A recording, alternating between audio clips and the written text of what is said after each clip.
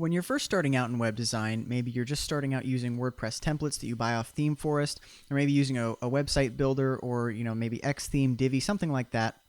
You won't really have to worry all that much about layout because typically those things, obviously packaged themes have their own layouts built in that you just select. Page builders make it pretty easy to select your own layout and put things in a logical order. But it's still good to learn these things early. Even if you're using a page builder, you'll obviously need a way to lay out the elements on a page in a logical and usable way.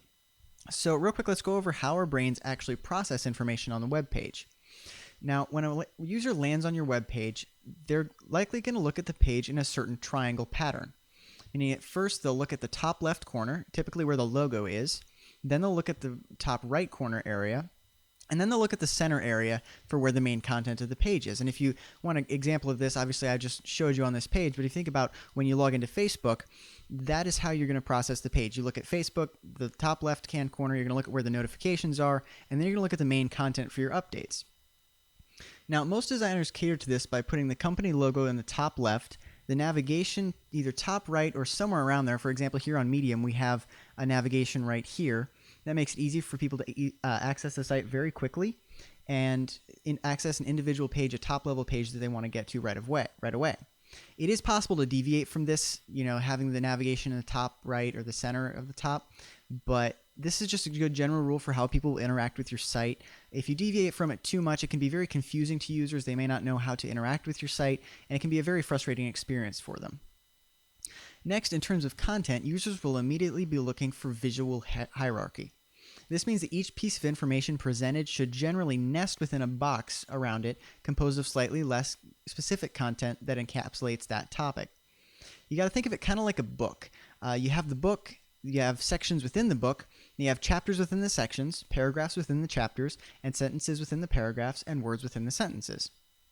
In terms of a website, you usually have the logo and navigation forming the edges of the page, sort of the top-level box. That is the most broad thing that you can have on the website, is who owns the site and the top-level pages you can go to. So that's the most generalized box of content. After that, you have things like sidebars and secondary navigations, like these over here. Then you have featured content. So the featured content is whatever is the main point of the page, and that's always the most specific content on that page. Everything else is more general and goes around it and forms a box around it. This works because our brains are programmed to process information in progressively more granular sections and bits. We naturally organize information into hierarchies. Now, if you break that hierarchy, people will be very confused. I mean, imagine having to read one of these blog articles and not being able to see the title until you're halfway through it. You need that visual hierarchy to understand the information and process it properly. So whatever the purpose of the page is, that purpose should be fulfilled somewhere in the center of the page. You quite literally want it to be the center of attention, and everything else needs to be tastefully, carefully placed to the side, available for use in the event that it's needed. But again, it's not the main content of the page. It's not the main functionality, whatever that action you're trying to get them to take, whether it be reading the page, making a purchase, anything like that. You want that right in this main section right here. Otherwise, people aren't going to be paying attention over here. We're programmed to see this as secondary information. It will be a very confusing process for your customers to have to look anywhere other than the center of the page for your main content. Next, it's good to understand right off the bat that no one on the web is ever really going to read or otherwise examine your page in a linear and predictable fashion. Instead, most readers on the web will actually skim read, and you can see an example of this like when you're scrolling through Facebook and you just look at the top headings. You're just looking for something that appeals to you, something that you might maybe want to read. You aren't actually reading all of these words. You're not looking at who they're posted by necessarily. You're just skim reading, looking for things that catch your attention right off the bat. Often this is pretty much random, so your job as a web designer is to put the important things in a very accessible place so that that page is easier to skim, so that it caters to the user's needs and wants. Again, this goes back to visual hierarchy. Important stuff should be big, and less important stuff should be smaller. If something is consistent across the website, like this logo up here, you don't want it taking up this huge section of space because it's not going to be relevant to every page. It's consistent across the website. Yes, it's the most general form of content, but this right here is what we're actually here for. So your content should always take up the biggest amount of space. Now, when it comes to the actual sections of the website's layout, it's pretty much consistent. For just about any website, you're going to have your header, you're going to have a navigation, often either in the sidebar or in the header, sometimes both like we have here on Medium. You have the body that contains all of the actual content. So the body is going to be your biggest section of the website. And then oftentimes you'll have a footer. I don't think Medium has one because obviously they pretty much have infinite scroll going on here and you have just more content coming in.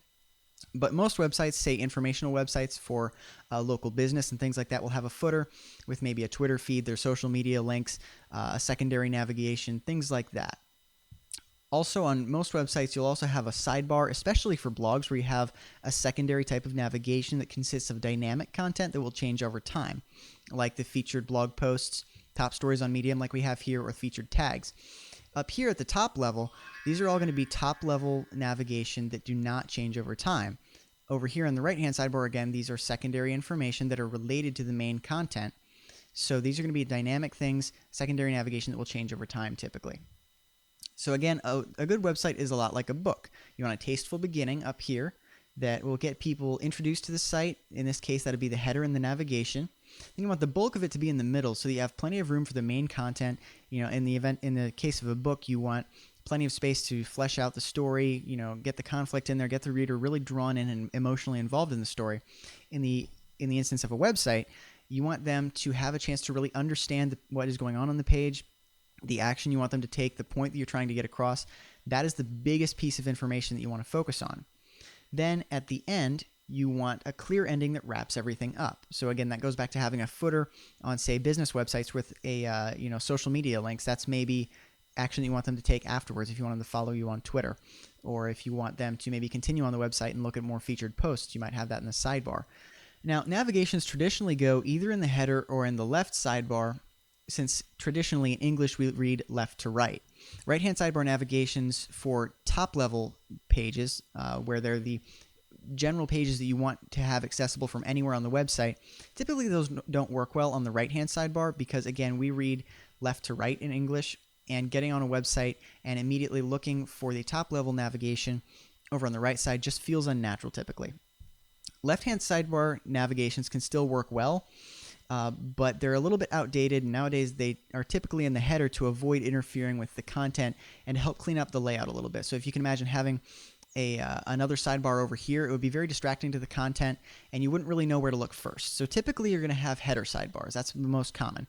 You still can go with left-hand sidebar navigations, but they look a little bit dated because that was very, very common in sort of the early days of web design. And now, again, it distracts from your content. It looks outdated. So I would typically recommend avoiding that. But in general, those are just general rules to follow. You're welcome to deviate from that. None of these are set in stone. You want to experiment and find what works for you.